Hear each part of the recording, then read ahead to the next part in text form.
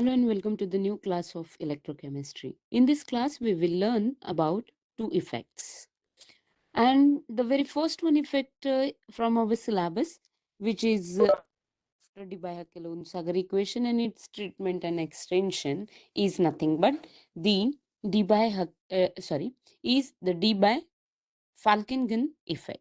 Now, what is mean by this effect, or what under what condition this effect is learned? That everything we will learn one by one. But before going towards this effect, as I told you just, we will learn about second one effect. And what is that second one effect? That second one effect is nothing but the Wien effect. The Wien effect. And whenever we have these effects, at that time, simply the Debye-Falkenhagen effect and the Wien effect. These are the very, very two important one effects. Now, you may ask me, or after learning this effect also, you may get confused. Ki, why? Because we are learning this effect, or is it necessary to learn these two effects? So, its answer is yes. Why? Because these effects are necessary. See, as you have seen, before starting anything, let me just share with you board, and then after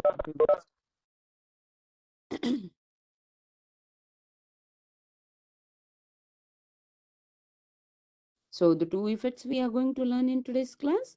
Very first one effect is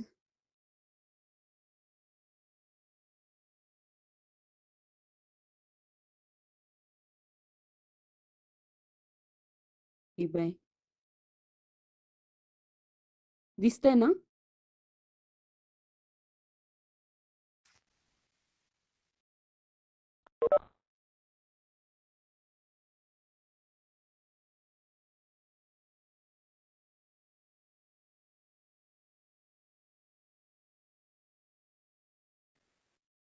D by Falkenhagen effect.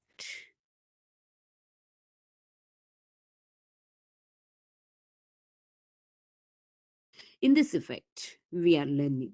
In this effect, we are learning about our very important criteria. See, as we were learning about Debye-Huckel theory, and then after whatever the two effects are there, that those effects are very, very important. So whatever those two effects are, those two effects were there. Like very first one effect was asymmetric effect, and very second one effect was electro.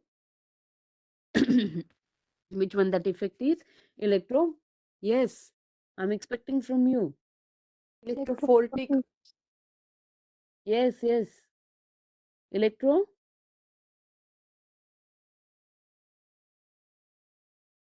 Photic. Photic nahi, electrophoretic effect. So first effect is a symmetric effect and second effect is electrophoretic effect. And as everybody knows very well, in a symmetric effect and in electrophoretic effect, whatever both of these effects are there, these effects are telling us information regarding the ionic atmosphere. Both of these effects are telling us information which is regarding the ionic atmosphere. Now, you may ask me, ma'am, what is mean by these effects? And these effects simply whatever the applications are. So ये जो कुछ भी effects है इस इन effects की वजह से जो कुछ भी असिमेट्रिक एनवायरनमेंट हो आ रहा था या फिर फॉर्म हो रहा था आयोनिक एटमॉस्फेयर में, अब उसे रिड्यूस करने के लिए देखिए सब लोग अच्छे से सुनो, क्योंकि ये बात अगर से आप लोग समझ गए ना तो आप लोगों को किटकिट नहीं लगेगी ये डी बाय फाल्कनगन इफेक्ट क्यों पढ़ना है एंड विन इफेक्ट क्यों पढ़ना है, क्योंकि ये इफेक्ट्स पढ़ने हैं क्योंकि ये जो कुछ भी आपके आयनिक एटमॉस्फेयर्स हैं, ये आयनिक एटमॉस्फेयर्स में in asymmetric effect and again in electrophoretic effect, इनमें जो कुछ भी डिस्टर्बेंसेस होते हैं आयनिक एटमॉस्फेयर में,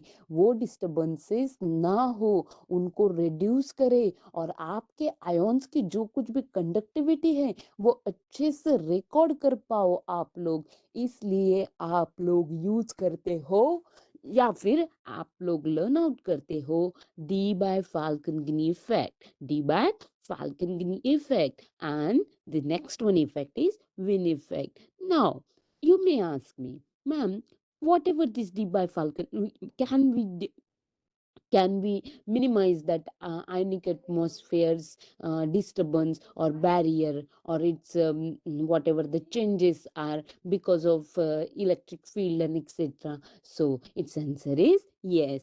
Now what is the answer of that thing is nothing but within. बघा नीट लक्षात घ्या, एमसीक्यू कसा विचारतात यावर, आणि थेरी क्वेश्चन विचारला तर कसा विचारतात.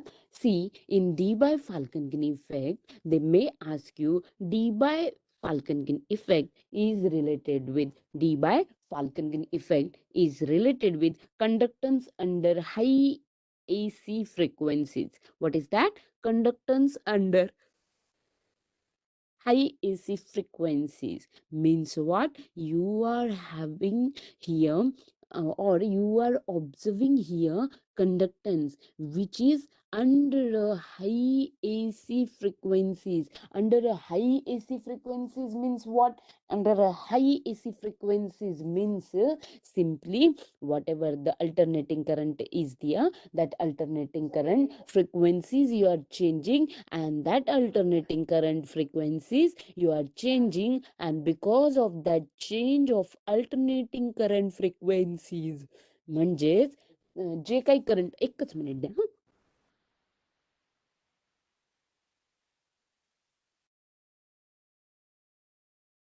Yes, am I audible? You can tell me in chat box. Hello, am I audible, guys? Yeah, okay, thank you, thank you. Okay.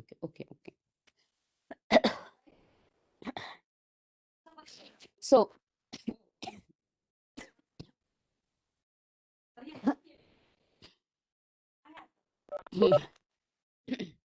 Debye-Falkenhagen effect, as I told you just now, we are observing the our asymmetric effect and electrophoretic effect. Whatever the disturbance of those ionic atmospheres were there, those ionic atmospheres changes we can reduce, means वो जो changes थे, वो जो differences, वो जो barriers आ रहे थे, वो कम कर सकते हैं. तो अब ये कैसे हो सकता है? तो सिंपली अब ये जो कुछ भी फाल्कनगन थे, उन्होंने इन दोनों ने मिलके, अच्छा ये इफेक्ट कौन से क्राइटेरिया पे ऑब्जर्व कर रहा है हमारा conductance? Yes guys, can anybody tell me?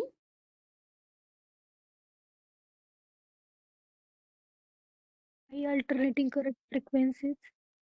Yes, I A C. AC frequencies. Yes, correct. And whatever these high alternating current frequencies are, because of this high alternating change in AC frequencies, what happens when you are changing AC frequencies? At the time, you can, at the time, whatever the strong electrolytes are there, to these strong electrolytes, you are applying simply what? That high AC frequencies. Now, how can you apply that high frequencies or hi frequencies म्हणजे confuse होऊ नका बरं का. AC means what? Alternating current. आणि that alternating current ना, जब आप देते हो तब एक स्पेसिफिक फ्रिक्वेंसी से देते हो ना, तो उसकी वजह से उसको बोला है कि एसी फ्रिक्वेंसीज. कुछ कंफ्यूजन है क्या यहाँ तक? आप लोगों को दोनों मतलब ये इफेक्ट्स हम क्यों पढ़ रहे हैं ये समझ में आ रहा है ना? क्योंकि जो पढ़ रहे हैं वो उसका रीजन अगर से समझ में आ रहा है तो पढ़ के कुछ फायदा है, नहीं तो फिर ना आप लोग रट्टा मार करोगे. Debye-Falkenhagen effect is coming for examination for Debye-Falkenhagen effect, किंवा मी त्याला शॉर्टकट मध्ये म्हणायचं म्हणून असं म्हणेन की डीएफ इफेक्ट आणि डब्ल्यू ई इफेक्ट. सो ये जो कुछ भी इफेक्ट्स है ना, तो ये इफेक्ट्स में सबसे पहली बात डी बाय फाल्कनगन इफेक्ट में, डी बाय फाल्कनगन इफेक्ट में हम किसका यूज कर रहे हैं? हाई एसी फ्रीक्वेंसीज का। यस और नो, क्लियर और नॉट? आहत की, are you clear?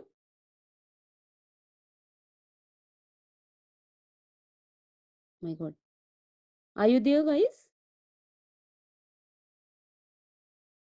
Yes, ma'am. Mobile लावून फिरत तर नाही येत ना, एवढा वेळ येतोय रिप्लाय याला. Are you sure? Are you listening? Yes, ma'am. Okay.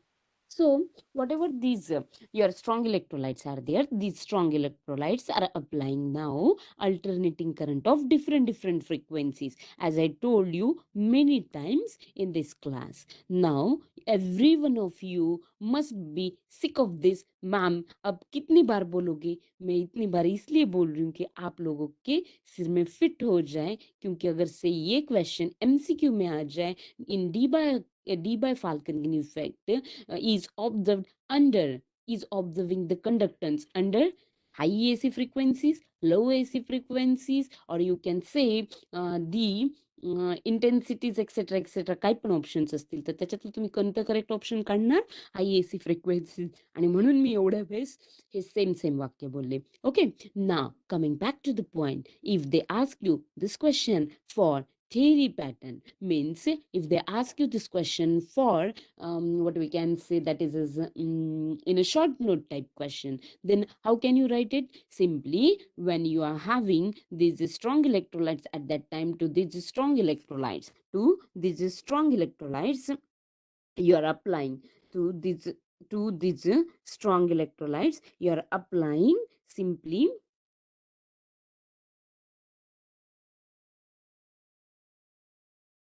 high AC frequencies.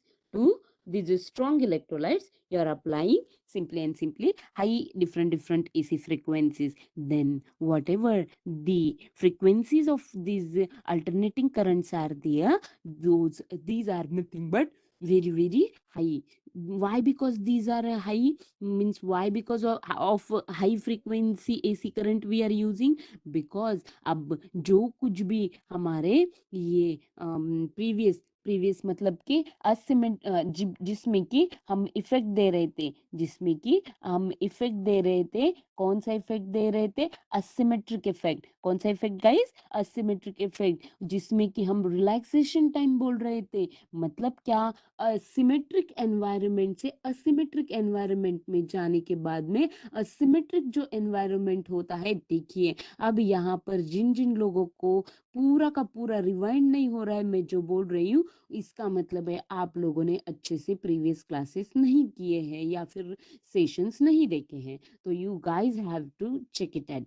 Okay, and if you are remembering everything then it's well and good. So see, अभी ये जो कुछ भी relax means asymmetric effect is there, and in this asymmetric effect, as everybody knows very well, symmetric ionic atmosphere से when you are applying electric field, मतलब कि जब आप,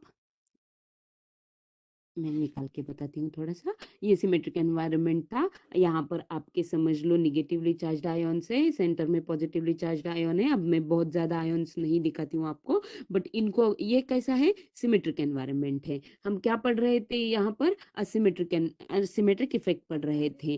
तो इसमें हमने देखा था कि दो इफेक्ट्स होते हैं. कौन कौन से दो इफेक्ट्स होते हैं गाइस? सिंपली इसमें सिमेट्रिक एनवायरनमेंट, सिमेट्रिक आयनिक एटमॉस्फेयर होता है, और असिमेट्रिक एनवायरनमेंट. अब ये असिमेट्रिक में कब कन्वर्ट होगा? जब आप उसको इलेक्ट्रिक फील्ड को कनेक्ट करोगे, तब क्या होगा? आपके निगेटिवली चार्ज की तरफ पॉजिटिवली चार्ज आयन्स आएंगे और पॉजिटिव की तरफ निगेटिवली चार्ज. बट ये क्या होता है कि अब ना थोड़ा सा यहाँ पर जगह कम है, इसलिए क्या हो गया मेरे हाथ से गलती से, रुको एक मिनट. तो अब जब आप ऐसे करोगे ना, तो क्या हो रहा है? आपका ये जो एक रेंज में एक सर्कुलर पाथ में आयनिक एनवायरनमेंट था, it is now getting disturbed like this. ऐसे आपके आयन्स आते हैं ओके तो ये जो कुछ भी असिमेट्रिक एनवायरनमेंट क्रिएट होता है, अब इस असिमेट्रिक एनवायरनमेंट से फिर से सिमेट्रिक एनवायरनमेंट में आपके जो कुछ भी आयनिक एटमॉस्फेयर होता है उसको जाने के लिए उसे हम बोलते हैं time of oscillation, relaxation time. मतलब ये जो कुछ भी हाई एसी करंट हम अप्लाई कर रहे हैं वो हम अप्लाई करते हैं टाइम ऑफ ऑसिलेशन के लिए। Time of oscillation is small, मतलब क्या, time of oscillation is small means what, अभी ये जो कुछ भी आपके असिमेट्रिक आयनिक एटमॉस्फेयर है उसका कन्वर्जन अब आप लोगों को सिमेट्रिक एनवायरनमेंट में, मतलब कि कंडक्टेंस में कुछ भी डिस्टरबेंस ना हो, कंडक्टेंस डिक्रीज ना हो, वहां पर आयन का एटमॉस्फेयर अच्छे से जनरेट हो पाए जिससे कि आपको अच्छे से आप करंट दे पाओ, आई मीन टू से कंडक्टिविटी फ्लो हो पाए। अब इसके वजह से इसके लिए time of oscillation is small in comparison with the relaxation time.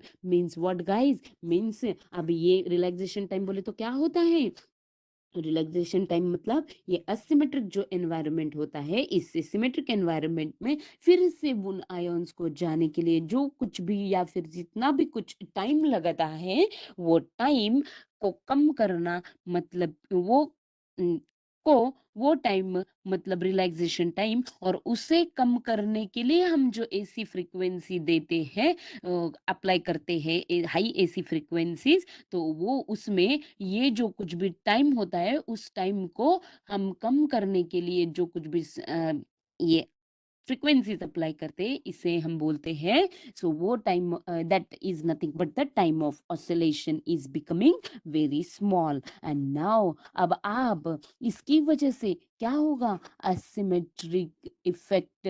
अब मुझे बोलो, अगर से ये एनवायरनमेंट मतलब कि ये वाला जो असिमेट्रिक एनवायरनमेंट, आपका ये जो असिमेट्रिक एनवायरनमेंट है, ये असिमेट्रिक एनवायरनमेंट इज गेटिंग, ये asymmetric environment is getting vanished, almost vanish, virtually vanish होता है वो। अब ये जो कुछ भी अपसेंट होता है या फिर वैनिश हो जाता है, मतलब क्या, वहां पर जो कुछ भी अब आपके सेंट्रल एटम में, देखो मैं थोड़ा सा ना एरो लेके बताती हूँ आप लोगों को सो दैट आप लोगों को कंफ्यूज ना हो। देखिए अभी ये जो कुछ भी आपका सेंट्रल आयन होगा, अब ये यहाँ का जो असिमेट्रिक इफेक्ट है ये अच्छे से निकाला नहीं था मैंने यहाँ पे, इसलिए मैंने यहाँ पे और एक रफली बताया है। तो अब इससे इसमें जो कुछ भी ये इफेक्ट हो रहा है इनटू से असिमेट्रिक इफेक्ट हो रहा था उसको डिक्रीज करने के लिए अब हम क्या कर रहे हैं गाइस, ये जो हाई फ्रीक्वेंसी अप्लाई करने के बाद में आपका जो सेंट्रल एटम है, आई मीन टू से सेंट्रल जो आपका आयन है वो उसके बाजू में एक ionic atmosphere, symmetric ionic atmosphere will be as it is, and इसी की वजह से जो कुछ भी अब आपका कंडक्टेंस होगा सॉल्यूशन में, वो कंडक्टेंस आपके जो कुछ भी आप फ्रीक्वेंसीज अल्टरनेटिंग फ्रीक्वेंसीज यूज कर रहे हो उनकी वजह से आएगा। और अब ये जो कुछ भी हायर फ्रीक्वेंसीज की वजह से आपको, आप जो ये जो हायर एसी फ्रीक्वेंसीज यूज कर रहे हो उसकी वजह से conductance will be higher one और lower one guys, it will be obviously higher one. और अब अगर से कंडक्टेंस हायर हो गया तो इसी को हम क्या बोलते हैं पता है आप लोगों को, इसी को हम बोलते हैं डिस्पर्शन ऑफ कंडक्टेंस। क्या बोलते हैं बच्चों, डिस्पर्शन ऑफ कंडक्टेंस। और ये जो कुछ भी है, ये जो मैंने सारा जो आप लोगों को एक्सप्लेन किया सब कुछ, ये ना ऐसे ही मतलब हवा में बातें नहीं चल रहे, क्योंकि हम क्या पढ़ रहे हैं, साइंस पढ़ रहे हैं। तो इसके लिए साइंटिस्ट ने, कौन से साइंटिस्ट, आप या मैं थे क्या, बिल्कुल भी नहीं थे, तो भी क्या पता ना हम लोगों को। तो अब ये जो कुछ भी साइंटिस्ट थे कौन थे, डीबाय और फाल्केनगेन, इन दोनों ने मिलके आप लोगों को ये सारी चीजें वेरीफाई किए। कैसे वेरीफाई किए गाइस, एक्सपेरिमेंटली। एंड अब ये जो कुछ भी आपका कंडक्टेंस होगा वो कंडक्टेंस इंडिपेंडेंट होगा फ्रीक्वेंसीज ऑफ आपके अल्टरनेटिंग करंट को। कब तक, जब तक 10 साइकिल्स पर सेकेंड तक। कहाँ तक, 10 साइकिल्स पर सेकेंड तक। बट अगर से आप उससे ज्यादा फ्रीक्वेंसीज बढ़ाओगे तो कंडक्टेंस क्या होगा गाइस, तो conductance will increase to up to what, up to certain limit, up to a certain limit. मतलब क्या है कि जब आप एक लिमिटेड फ्रीक्वेंसी अप्लाई कर रहे थे, तो 10 साइकिल्स पर सेकेंड्स तक आपका जो कुछ भी कंडक्टेंस था वो कंडक्टेंस इंडिपेंडेंट था, मतलब उस कंडक्टेंस का और इसका कुछ लेना नहीं, एक कंडक्टेंस का और हाई एसी फ्रीक्वेंसीज का उतना कुछ लेना देना नहीं था। क्या कहाँ तक? 10 साइकिल्स पर सेकेंड्स तक। बट उससे ज्यादा अगर से आप इंक्रीज करोगे फ्रीक्वेंसीज, तो क्या होगा? फ्रीक्वेंसी मतलब क्या होता है? एक पॉइंट से मतलब, रुको हाँ बताती हूँ। एक पॉइंट से मतलब, अब समझो ये पॉइंट है, फ्रीक्वेंसी की डेफिनेशन ही है ना, फ्रॉम वन पॉइंट, एक पॉइंट में से कितने नंबर ऑफ साइकिल, एक सेकेंड में कितने नंबर ऑफ उसके रोटेशंस, या फिर क्या बोलूंगी मैं, कितने काउंट्स होते हैं, कितने साइकिल्स होते हैं, उसी को हम बोलते हैं फ्रीक्वेंसी। तो अब ये जब आप लोग कंडक्ट मतलब फ्रीक्वेंसी बढ़ा रहे हो, तो ऑब्वियसली कंडक्टेंस भी बढ़ेगा। पर आप लोग पूछोगे कि मैम कब तक कंडक्टेंस बढ़ेगा, जितना मतलब will it be high, like high frequencies we are applying, and higher your conductance will be, it is going on increasing. So it is not like that. Conductance will be increasing, but कुछ एक limit तक, और उसके बाद में आपका conductance बढ़ेगा, but कुछ लिमिट के बाद में, मतलब वहां पर जितना लिमिटेड आपके आयन से उतना ही कंडक्टेंस आएगा ना। और अब इसके बाद में यहाँ पर अब आप लोग मुझे बोलो, asymmetric effect will be completely absent या फिर present in this Debye-Falkenhagen effect, or because of this Debye-Falkenhagen effect, whatever the asymmetric effect is there, it will be absent or it will be present. अब मैं wait करती हूँ आप लोगों के replies का, देखती हूँ कितना समझ में आ रहा है। या I am waiting for your replies. इतनी देर में ना दोनों इफेक्ट्स होने चाहिए, हो जाने चाहिए थे मेरे, पर कोई नहीं, आप लोगों को एक समझ में आ गया ना, तो अब दूसरा तो अभी यूं ही समझ जाओगे, आप लोग ही मुझे एक्सप्लेन कर सकते हो। समझ तो रहे हो ना सब लोग? Very good everyone, very good. So good going. बाकी पोरं फक्त मीटिंग लावून ठेवा आणि फिरत राहा हं? हो, आता म्हटलं की करा एक एक message. So whatever the Wien effect is there, see it's okay. If you guys are clear, can I rub this slide? Can I clear this slide? Yes. Okay. So now the next effect. Now the next effect is Wien effect. Silent pronounce करायचंय. काहीही pronounce करू नका ह्याला.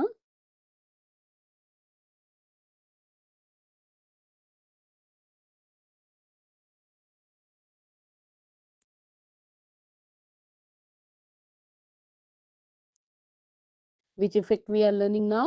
The Wien effect. And now you guys are pretty clear with the Debye-Falkenhagen effect. And now what is mean by Wien effect?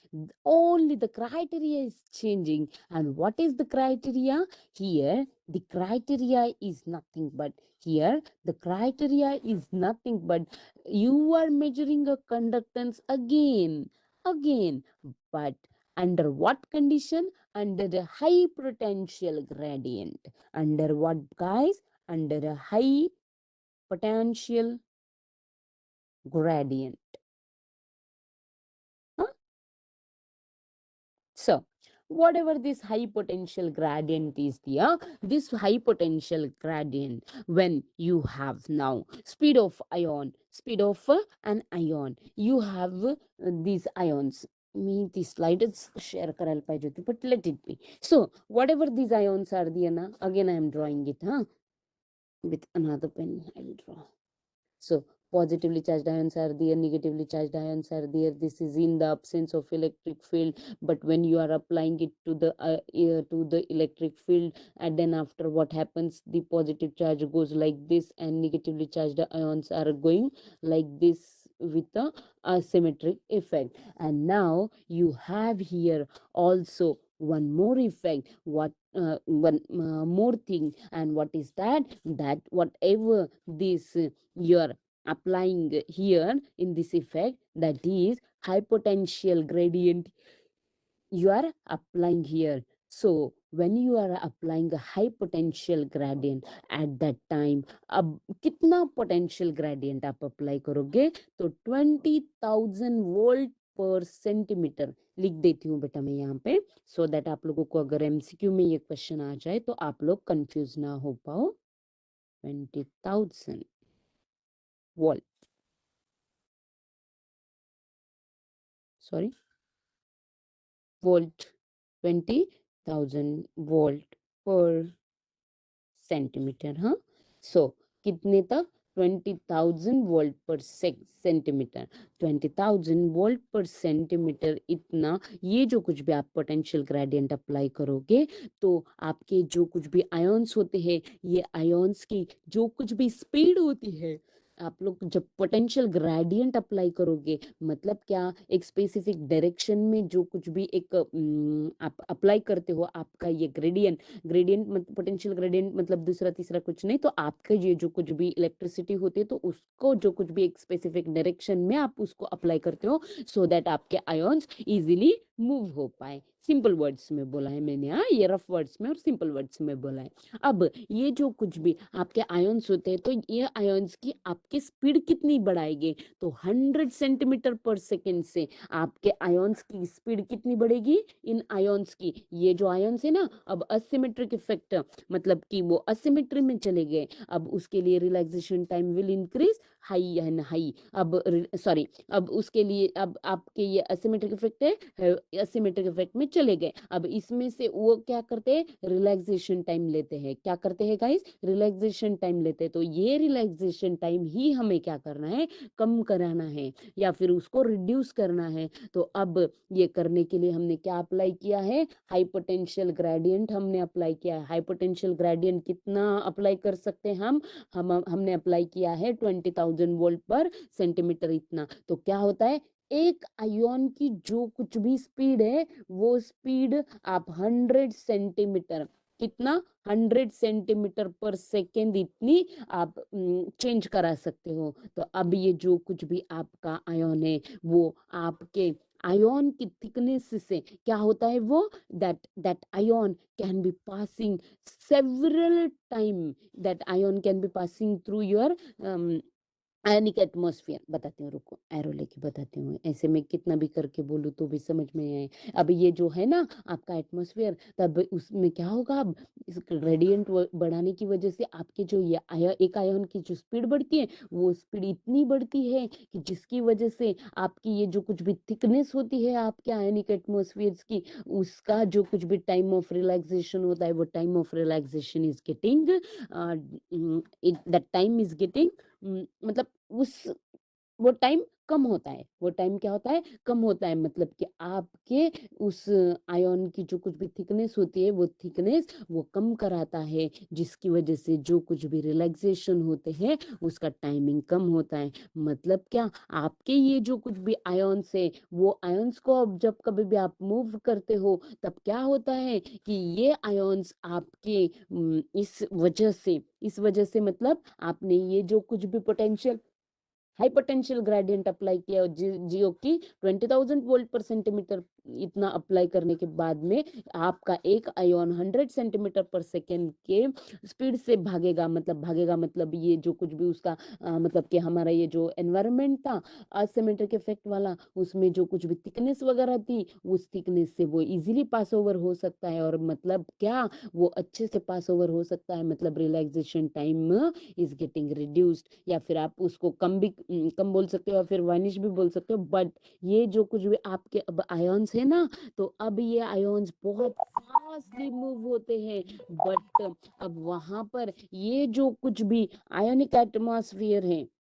But ये अब वहां पर आपके आयन्स को ऐसा आयनिक एटमॉस्फेयर बनाने के लिए अब उसको टाइम नहीं मिलता है. मतलब क्या, कि अब ये जो कुछ भी असिमेट्रिक और इलेक्ट्रोफोरेटिक ये जो कुछ भी इफेक्ट्स है, तो ये आपके इफेक्ट्स बहुत ही निग्लिजिबल हो जाते हैं, या फिर बहुत ही कम होते हैं, या फिर हम ऐसा बोल सकते हैं कि वो कैंसिल ही हो, मतलब क्या बोले, हम absent ही हो जाते हैं, जैसे कि आप लोगों ने अभी अभी बोला था डिबाय फाल्कनगन इफेक्ट में। अब मतलब क्या कि conductance of your strong electrolyte in कैसे किसमें बना रहे हो आप लोग, स्ट्रॉन्ग इलेक्ट्रोलाइट का सॉल्यूशन। आप लोग ये कंडक्टेंस आपके स्ट्रॉन्ग इलेक्ट्रोलाइट का, ऑब्वियसली अभी तो आप लोग पानी में ही सॉल्यूशंस बना रहे हो, मतलब कि in aqueous solution you are observing your strong electrolyte solution. तो अब ये जो कुछ भी है, जैसे कि हमने फ्रीक्वेंसी के लिए कंपेयर किया था, एक सर्टेन लिमिट के लिए, एक सर्टेन लिमिट के लिए आपके ये जो कुछ भी पोटेंशियल ग्रेडियंट आप जब बढ़ाते हो, तब आपका जो कुछ भी कंडक्टेंस होगा, वो कंडक्टेंस आप इजीली ऑब्जर्व कर सकते हो। कैसे? तो again I am telling you guys, same as that of Debye Falkenhagen effect, simply ये जो कुछ भी आपका पोटेंशियल ग्रेडियंट आप बढ़ाते हो विन इफेक्ट में, तो in this effect again you can observe your conductance very nicely by the reduction of relaxation time, and where you have no asymmetric or electrophoretic effect. It means both of these effects are becoming negligible or completely absent in this. And again I'm telling you guys, these are again verified, these all these things are verified, but by whom? Not by you and not by me. By whom? By the scientists. Win. By the scientists. Win म्हणजे WIN win असं चूक करू नका. It's a silent pronunciation. Win. Okay. So कधी कधी बोलत असताना मी flow मध्ये विन असं पण झालं असेल, पण you please do not confuse की मॅमने मे बी स्पेलिंग चुकलेलं असेल. बिलकुल नाही, स्पेलिंग अगदी बरोबर आहे. It's WIEN when.